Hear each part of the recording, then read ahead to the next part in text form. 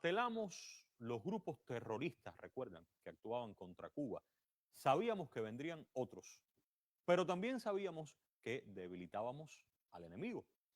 Cuando bloqueábamos a la mal llamada radio y televisión Martí, sabíamos también que buscarían otras nuevas formas de llegar con la agresión comunicacional, pero lo hicimos porque sabíamos que con eso también debilitábamos al enemigo.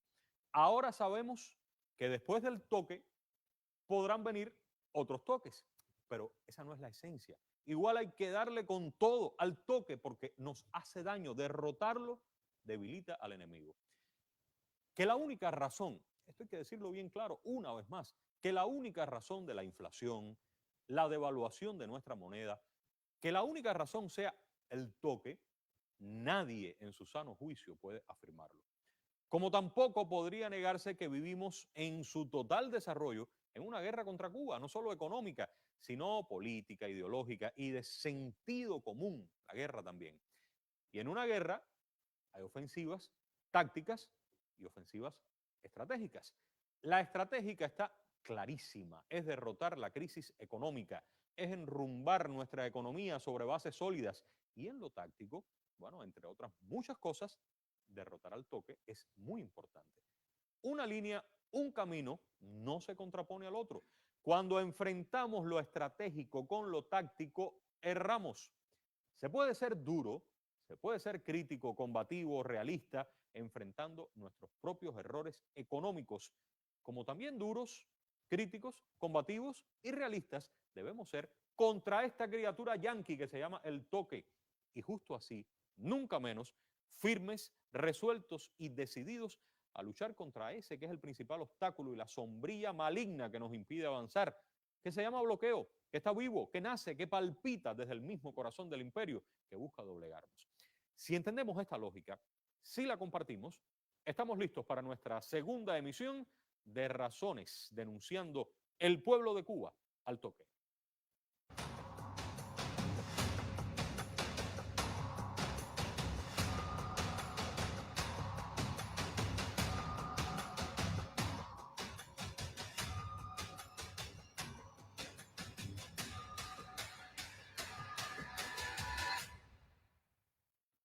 Y hemos invitado para esta emisión al coronel Francisco Estrada Portales, jefe de departamento del órgano de instrucción de los delitos contra la seguridad del Estado del Ministerio del Interior. Coronel, bienvenido a esta emisión. Buenas tardes, muchas gracias por invitarme nuevamente, Humberto. Un gusto que esté con nosotros. Y también nos acompaña Raúl Antonio Capote, intelectual. Bueno, Capote, como le conoce el pueblo de Cuba, quien fuera agente de los órganos de la seguridad del Estado de nuestro Ministerio del Interior. Bienvenido, Capote, a nuestro programa también. Muchas gracias por la invitación y gracias a Razones de Cuba por permitirme participar en este programa, esta emisión especial. Usted es parte de Razones de Cuba. En Razones de Cuba su vida cambió de ser un enemigo, entre comillas, a ser lo que es hoy, un revolucionario querido por nuestro pueblo. Usted va a hablar como ex agente, como intelectual o como persona que estuvo dentro del enemigo y conoce bien cómo funciona todo esto. Es imposible separar las tres cosas. Muy interesante. Y tenemos al coronel Estrada.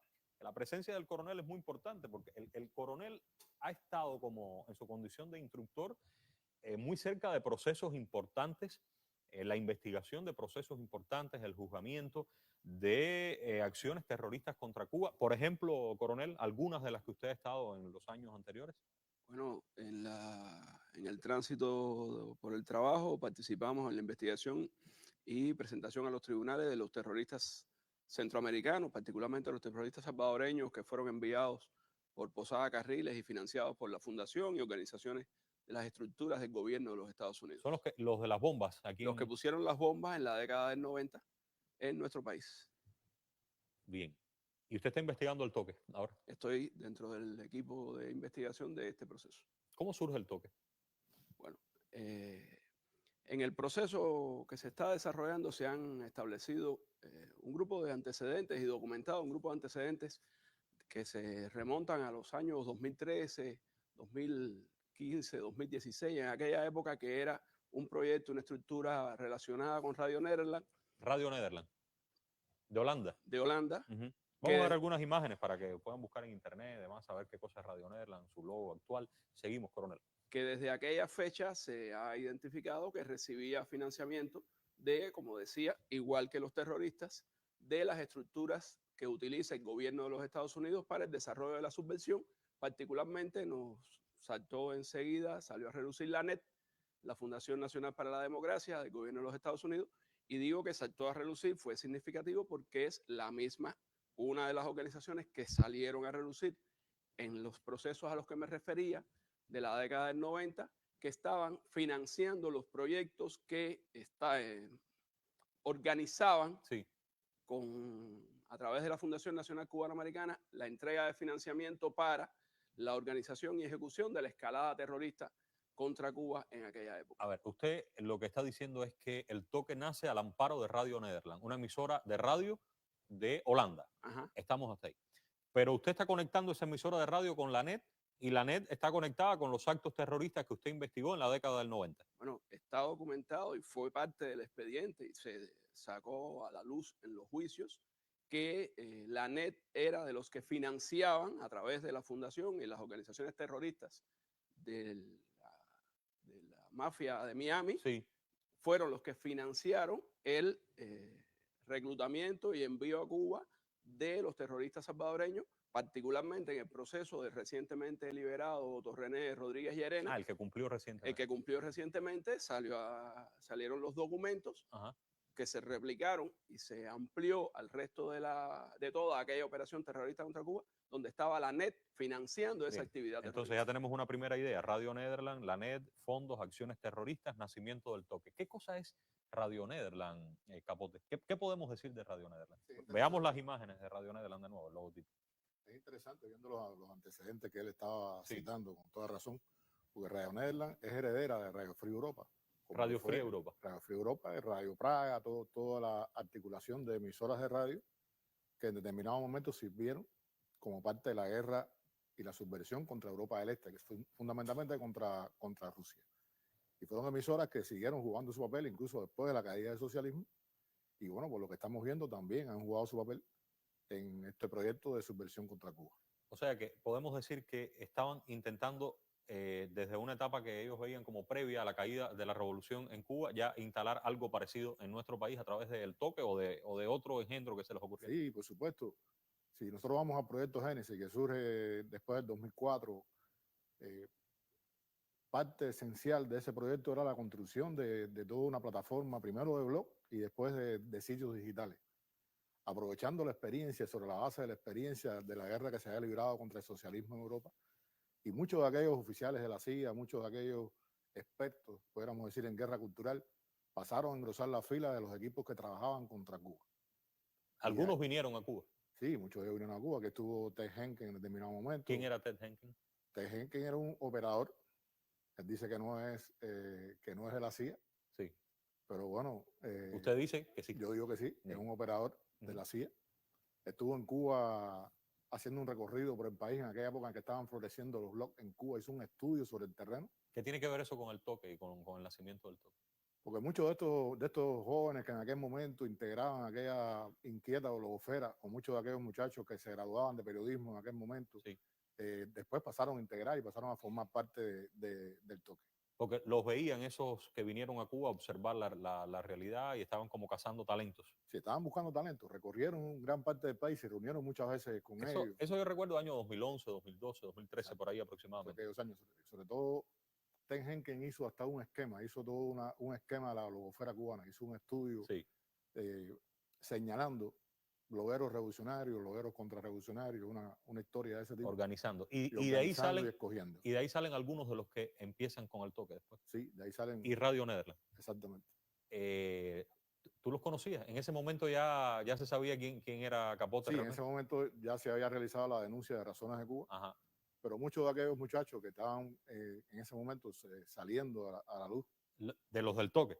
de los del toque, ¿Qué y pasó con otros ellos? muchos que estaban en aquel proyecto de blog y de sitios digitales, buscando en ese momento la manera de buscar, o sea, buscando apoyo, de alguna manera, buscando apoyo institucional. No solamente nos encontramos en varias veces en sitios y en lugares donde se realizaron eventos de la blogosfera, sino que incluso fueron a mi casa. ¿Fueron a tu casa? Sí, yo tuve la visita en mi casa. El objetivo fundamental de esa visita los que fueron a mi casa, muchos hoy integran toda la lista esta de los que han estado y están en el toque, Los actuales también. los actuales, Ujú. buscando apoyo institucional. Ellos se presentaban como personas que estaban interesadas en hacer un periodismo diferente. Me hablaron de la idea de los cursos que estaba dando Radio Nederland, la posibilidad de formarse en Holanda, porque bueno, Holanda no tenía nada que ver con los Estados Unidos, Ujú. ahí no aparecía la CIA por ninguna parte, y entonces era muy interesante pasar esos cursos de liderazgo, prepararse. Y me vendieron la idea de que era un proyecto interesante, que era un proyecto en el cual, como no tenía ningún conflicto con la Revolución Cubana, sino que ellos sencillamente querían hacer un periodismo diferente, pues yo los podía ayudar de alguna manera en hacer llegar a las autoridades cubanas y convencer a muchísima gente en Cuba y a la seguridad del Estado en Cuba de que ellos no tenían intenciones de realizar ninguna labor contra la revolución. Pero hiciste muy mal eso porque mira lo que estamos haciendo nosotros. No, yo les expliqué exactamente, o sea, yo les expliqué en aquel momento qué cosa era Radio Nederland. O sea, yo les expliqué siempre que nos encontramos, les encontré qué cosa era Radio Nederland, que la CIA estaba detrás de ese proyecto, que los cursos de formación de líder no era una novedad, que incluso el proyecto Génesis, en el que yo he trabajado como agente de la CIA, tenía dentro de su eje fundamental la formación de un liderazgo contrarrevolucionario de nuevo tipo, y que esos cursos se daban en Europa y que esos cursos eran cursos de formación de líderes muy similares a los que le estaba ofreciendo en ese momento Radio Nederland y muy similares a los que ellos me estaban hablando, que eran totalmente inofensivos. No te hicieron caso. Algunos sí me hicieron caso, ¿Ah, por, sí? por suerte hay quien rectificó, hay algunos de ellos que no, Hay algunos que no fueron. que no, después de eso se mantuvieron ajenos a este tipo de proyectos. Ojalá algún día podamos decir sus nombres, ¿no? Sí, Y yo ojalá creo que puedan sí, contar también de ese inicio ahí. en algún momento se podría mencionar Ajá. a los que no fueron. Qué bien. ¿Y qué pasó después? Se fueron a los cursos ellos, definitivamente. Se fueron a los cursos. Después, como parte de este proyecto, como parte incluso del mismo proyecto Génesis, estaba a construir esa plataforma de medios digitales, que era para ellos fundamental en lo que se estaba planeando, porque estaban sustituyendo de alguna manera a aquella prensa independiente que nosotros habíamos denunciado en Cuba en el año 2003. O sea, realmente no podían contar ya con esa prensa independiente porque había sido denunciada su carácter mercenario. Todo el mundo conocía quiénes eran los periodistas independientes y necesitaban periodistas graduados en las universidades nuestras. Necesitaban gente con prestigio, gente que tuviera además la posibilidad de ser identificado con las personas como gente capacitada para ejercer ese oficio. Y por lo tanto, bueno, dentro de eso se inscribía la idea de este sitio, de que surgiera un sitio similar a este, en un proyecto con muchos sitios más. Pero perdiste contacto con ellos después que se fueron, no supiste más de... No, después supe una historia. ¿Qué pasó después? Después supe una historia en Alemania entre todos los líderes de este proyecto del toque. ¿Entre quiénes? Entre Hassan y este señor de la joven Cuba, Harold Cárdenas, que en aquel momento ocupaban el liderazgo y tuvieron un desacuerdo en ese viaje en tren, una cosa un poco desopilante, ¿no? Tuvieron una discusión en el tren, no se pusieron de acuerdo. ¿Qué es lo que querían? Y terminaron separándose. Cada uno de ellos quería liderar el proyecto. O sea, cada uno quería ser el jefe del toque. Quería ser el jefe del proyecto, un proyecto que se presentaba tremendamente interesante en todos los sentidos, con un gran apoyo monetario, pero no solamente el apoyo monetario, sino además por la visibilidad que iban a adquirir y por el nivel que iban a tener dentro. ¿Quién se quedó con la joyita entonces? Hassan. Hassan se quedó con la joyita. Pero no hemos escuchado esa historia. Es primera vez que se hace esa historia pública. Sí, yo creo que la primera vez. Ahora vas a ponerlos a hacer directas mañana, a explicar qué fue lo que pasó realmente. Sí, qué pasó en el tren. Pero a mí también me habían hablado de eso, me habían dicho que ellos habían hecho un acuerdo de no hablar de que uno no se metiera con el otro. Eso está vigente, es real. Sí, parece que está vigente. Y han mantenido un pacto de no agresión entre ellos, de no mencionarse. Vamos a ver si eso cambia ahora. Ahora, coronel, voy a regresar con usted. Una vez que ya sabemos que el que hoy dirige el proyecto, Hassan, se queda al frente, después de esta discusión, se queda al frente del toque. Sé que se crea otra nueva fundación por allá por Polonia, siguen estructurándose. ¿Qué sigue dentro de la historia? ¿Por dónde anda la investigación que usted está haciendo? Bueno, la investigación sigue diciendo que en fecha exacta, 27 de abril de 2017, en Polonia, en este mismo entorno de lo que habla Capote, de actividad subversiva contra Cuba y formación de personas y de organizaciones para su ejecución, crean, bajo la dirección de José Hassan Nieves, la Fundación Colectivo Más Voces, con una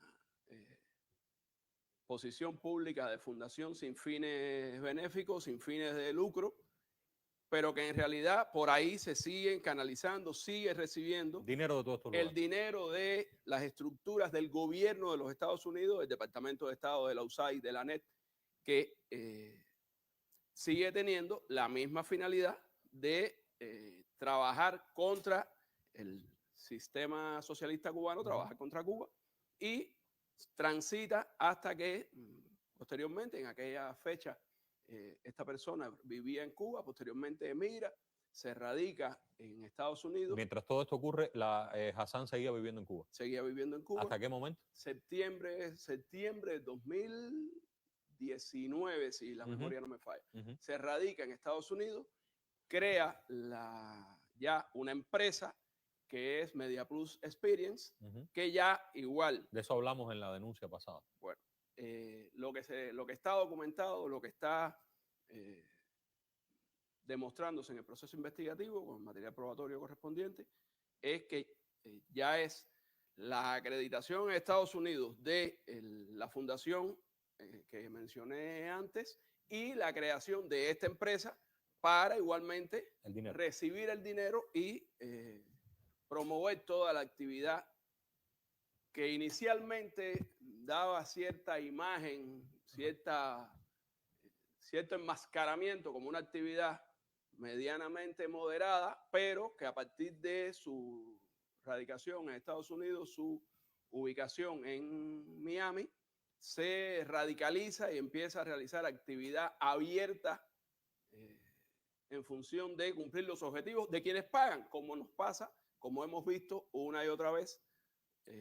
Los terroristas cumplen los objetivos de quienes los financian y estas personas comienzan a cumplir los objetivos de quienes igualmente los financian, realizando actividades abiertas contra nuestro país. Aquí vamos a hacer un alto. Yo quiero ver, después de la denuncia pasada, si pudiéramos compartir aquí, esta persona que está al frente del proyecto hizo 2 publicaciones que se han replicado en distintos sitios de ellos. Si pudiéramos ver un resumen, no vamos a leer toda su declaración infinita, pero él está dando una presunta respuesta al gobierno cubano. Y él está diciendo aquí, vamos a intentar resumir todo lo que está diciendo en esos 2 posts y ponerlo en consideración de ustedes, Capote, Coronel.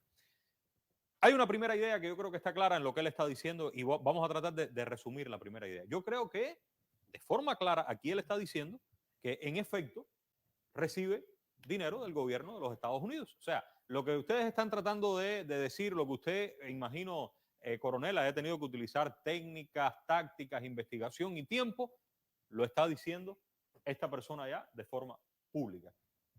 ¿Qué asociación tendría eso, Capote, reconocer que sí, que hago periodismo independiente, pero que es independiente recibiendo dinero de un gobierno? ¿Hay alguna contradicción y de un gobierno que es nada más y nada menos que el norteamericano? Usted recibe dinero de una potencia extranjera que estaba declarada como enemiga de Cuba de toda la vida. O sea, no estamos hablando de un país ni siquiera amigo de Cuba, donde existen relaciones de buena vecindad. Estamos hablando del enemigo histórico de la nación cubana, que te está pagando un salario, pues realmente está recibiendo un salario, un dinero, para tú subvertir el orden interno en Cuba. Eso es un delito en cualquier lugar del mundo. Eso, donde quiera que sea, es además una violación completa de las leyes. Desde el punto de vista legal es así, y desde el punto de vista moral es una falta enorme de principio que tú por dinero te conviertas en un mercenario de una potencia extranjera. Bueno, esa sería una primera idea. Quisiera compartir esas ideas ahí. Recibe dinero del gobierno de los Estados Unidos. Está reconociendo. Una segunda idea sería, Coronel, la que tiene que ver con el fin. Lo está diciendo claramente aquí, que él trabaja por cambiar el régimen político existente y traer democracia, justicia, prosperidad a su país natal. O sea, número 1, recibo dinero. Número 2, trabajo. Si trabaja, recibe dinero para, con ese dinero, cumplir este objetivo. ¿Usted encuentra coherencia o no la encuentra, Coronel? No, mire, Humberto, eso él lo puede decir porque está en Estados Unidos y cumpliendo las finalidades del gobierno de los Estados Unidos contra Cuba. Quien diga eso en cualquier lugar contra los Estados Unidos actúan sobre él. Eso es delito, eso es, en derecho se dice, a confesión de parte, relevo de prueba. Él está reconociendo que es un asalariado del gobierno de los Estados Unidos para destruir la revolución cubana, para actuar contra su país. A partir de lo que se está demostrando en la investigación y a partir de lo que él reconoce, para nosotros nos queda claro que estamos en presencia de alguien que está, para decirlo en alguna, impúdicamente cometiendo actos que pudieran clasificar dentro de varios de las tipicidades delictivas recogidas en nuestras leyes y recogidas en otras leyes en cualquier lugar del mundo. Sí, no solo en Cuba. No solo en Cuba, con el agravante de que lo está haciendo contra su país de nacimiento y por dinero. Está cometiendo un sabotaje económico contra nuestro país, está con su accionar influyendo negativamente en la economía de su país, actuando agresivamente, criminalmente contra el pueblo cubano, a raíz de que recibe dinero que, como dije antes, en un inicio lo enmascaraban con aquella fundación sin fines de lucro, ya después fue una empresa. Vuelvo a homologarlo, es lo mismo que ha pasado históricamente con los terroristas que hemos juzgado porque logramos capturarlo y los que incluimos en la lista nacional de terroristas porque patrocinados, apadrinados, aupados por el gobierno de los Estados Unidos, nunca hemos podido capturarlos. Y hay un tercer elemento que él está reconociendo y es que ha actuado o sea, con ese dinero, que ha traficado con ese dinero, lo dice con otras palabras, pero que con ese dinero ha realizado operaciones ilegales dentro de Cuba. Lo decíamos en la denuncia, porque el Departamento de Estado, y aquí está, podemos ver al funcionario, ex funcionario de la embajada, actualmente, aquí está, Xavier Billingsley, quien fuera vicejefe de la sección de Relaciones Públicas de la Embajada de Estados Unidos en Cuba. Existen pruebas documentales de este hombre hablando con cubanos aquí dentro y diciendo: el dinero que te voy a pagar para que presentes proyectos de subversión contra Cuba, te lo voy a dar a través de quién, del Toque, y a través de José Hassan. Y José Hassan reconoció eso también. Está diciendo: dentro del mercado cubano, dentro de la economía cubana, he movido dinero por fines que no son legales. ¿Aquí qué tendríamos entonces, coronel? No es la primera vez que esto pasa, obedece a cómo el gobierno de los Estados Unidos usa su estructura oficial, la enmascara a través de proyectos que tienen esta aparente finalidad positiva o favorable para cometer subversión contra Cuba y para cometer delito en Cuba. Insisto, esa actividad es delito en Cuba y en otros lugares del mundo, incluyendo en los Estados Unidos. ¿Cuán independiente es este periodismo, Capote, desde tu perspectiva como intelectual? ¿Es periodismo y es independiente desde tu perspectiva? Ni es periodismo ni es independiente. O sea, tú estás sirviendo como instrumento de guerra contra tu propio país. ¿Qué nivel de independencia tú puedes tener cuando tú todo lo que estás haciendo va a depender del dinero que te están pagando? Pero ahí en el post está diciendo que tiene problemas con la autoridad, que él hace lo que quiere, en otras palabras, que nadie le ha dicho exactamente lo que tiene que hacer. ¿Es que funciona así? Tú que estuviste dentro de ellos. No, ¿Te decían exactamente lo que tenías que hacer a ti? Mira, claro que te decían lo que tienes que hacer. Cualquiera de ellos que se salga del libreto, que se salga del guión. Yo conocí una vez una persona que era un periodista, podríamos decir, de vocación, sí, que cometió el error porque creía, de verdad, honestamente, era una persona que creía en los valores de la sociedad estadounidense, de hacer una crítica en una ocasión a un acontecimiento festivo que había ocurrido en la embajada, en aquel momento la sesión de intereses en la residencia del jefe de la sesión de intereses. Y él escribió un artículo criticando que la contrarrevolución en ese lugar se había llevado hasta las banderas y se había llevado la comida a las mesas. Ahora un desastre fue aquello. La consecuencia de eso fue que inmediatamente le fue prohibida la entrada a la sesión de intereses de los Estados Unidos. Escribió una carta al Departamento de Estado quejándose de lo que le había ocurrido y lo metieron a la lista negra de tal manera que nunca más en su vida pudo hacer ni periodismo ni ninguna otra cosa relacionada con el gobierno americano. No hay posibilidad alguna de que él pueda ser ninguna de las cosas que él plantea ahí. Él puede ser todo eso que él quiera hacer contra el gobierno cubano, fuera de Cuba, desde fuera de Cuba, pero jamás ni se atrevería ni podría hacerlo contra el gobierno de Estados Unidos, contra la gente que le paga y contra la gente que sostiene su proyecto. Hablando de listas, coronel, está la lista de personas, de entidades perseguidas por Cuba por actividades terroristas. Aquí se ha actualizado, usted ha estado con nosotros en televisión. ¿Esto pudiera ser de avanzar una investigación penal susceptible de aparecer en esa lista? Bueno, como decía, están surgiendo suficientes elementos de diversas actividades delictivas. La investigación termina individualizando lo que cada cual comete y los materiales probatorios que se entregan. Por cierto, le hago una breve interrupción. ¿Usted sabe cuántos son ellos? ¿A cuántas personas usted está investigando? Bueno, lo que tenemos hasta ahora, Sí. hay 18 directivos y un grupo también ya identificado de colaboradores. 18 directivos. ¿Tienen la vista ustedes sobre 18 directivos? Sobre 18. ¿Están en qué lugares?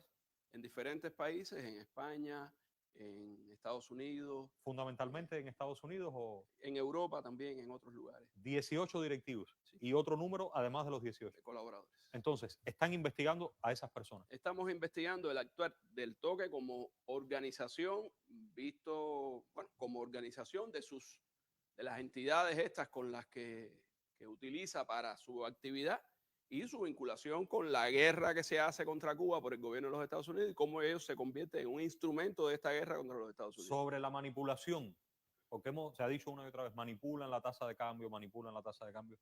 ¿Están investigando eso también? ¿Cuál es el mecanismo para hacerlo? Bueno, no voy a dar todos los elementos que van saliendo porque es un proceso. Pero lo están investigando. Pero se está investigando y hay bastante elementos ya que expertos están estudiando, documentando, certificarán adecuadamente de diversas maneras de manipular la tasa de cambio, de falsear los datos que aportan, de que toda esa supuesta transparencia es falsa, que hacen trampas en el uso de los datos que reciben para ir acomodando la tasa ilegal que divulgan cotidianamente a sus intereses en contra de la economía de nuestro país. Capote, estuviste ahí dentro y tuviste tus propuestas. Si no se hubiera hecho el programa Razones de Cuba, ¿en qué año? Cuando se descubre tu verdadero yo. 2011 se hace la denuncia. Si eso no se hubiera hecho en el 2011, a lo mejor usted fuera el director del toque hoy. Sí, o a lo mejor hubiera estado en esa discusión del tren y a lo mejor aquí tuviéramos al hombre que estaría haciendo la tasa. es muy probable. Pero hoy tendríamos a alguien ahí, porque ustedes están diciendo cosas demasiadas, Estrada, y yo creo que no es el momento todavía, pero evidentemente hay información que está viniendo desde muy cerca y claro que no puedo profundizar en eso, yo no lo sé, no sé si ustedes lo conocen, pero es nuestra mística que se mantiene intacta. Hay mucho más para decir, sin dudas. Como siempre, sí, hay mucho más para decir. Hay resultados que se están documentando, se están legalizando, están como parte del proceso investigativo penal que se debe y en su momento irán puestos a disposición de la justicia. Voy a terminar este programa, esta segunda denuncia como comencé. Al principio tenía una opinión de un profesor universitario, hemos revisado extractos, muchísimas opiniones. Insisto, recibimos opiniones de todas partes, de cualquier lugar, siendo opiniones sensatas, basadas en la lógica, no en la rabia ni en en las veces en que hemos visto algunos obcecados con posturas muy complejas para minimizar los impactos de este engendro enemigo, o hay quien sigue afirmando que se sobredimensionan los efectos nocivos. Bueno, tomando en cuenta que eso no parece muy racional, un cubano residente en Canadá, Liu Moc, se comunicaba con nosotros. Por cierto, un artículo excelente que creo que es susceptible de publicar en nuestros medios. Decía este cubano, la situación económica del país no se reduce al tipo de cambio. Y vale subrayarlo porque ningún medio oficial plantea lo contrario. Nosotros no lo hemos hecho aquí, no lo vamos a hacer. Sin embargo, una parte de quienes reaccionan contra cualquier cuestionamiento al toque insisten en presentar estas críticas como si se estuviera culpando al portal, se llama portal, de todos los problemas del país. Esa interpretación es falsa, sirve solo para desviar la conversación. Denunciar la manipulación informativa no implica negar las causas profundas de la crisis, sino implica señalar un factor adicional que la agrava. La economía cubana arrastra desequilibrios acumulados a lo largo del tiempo. Y esto que voy a decir, que dice este cubano residente en Canadá, lo han dicho nuestros principales dirigentes, se analiza en reuniones políticas, estatales, gubernamentales. Tenemos problemas que afectan áreas como la producción, el abastecimiento energético, la logística interna, funcionamiento del sistema financiero, el acceso tan necesario a las divisas. Y mira hacia dónde van, hacia las divisas. Errores internos que contribuyen a estas dificultades. El factor que más condiciona el panorama económico en Cuba, no se puede negar, sigue siendo el impacto prolongado del bloqueo estadounidense. Bloqueo que restringe los ingresos externos, que eleva los costos financieros, que limita las posibilidades del pago internacional, dificulta el acceso a los mercados y que está presionando al país en todos los frentes, en el frente económico también. Este entorno adverso amplifica cualquier perturbación, digamos que esto es una perturbación, ya sea interna, externa, e incrementa la dependencia del mercado informal, que a su vez reproduce distorsiones y afecta directamente ¿a quién? A nosotros, a la vida cotidiana de las cubanas y los cubanos.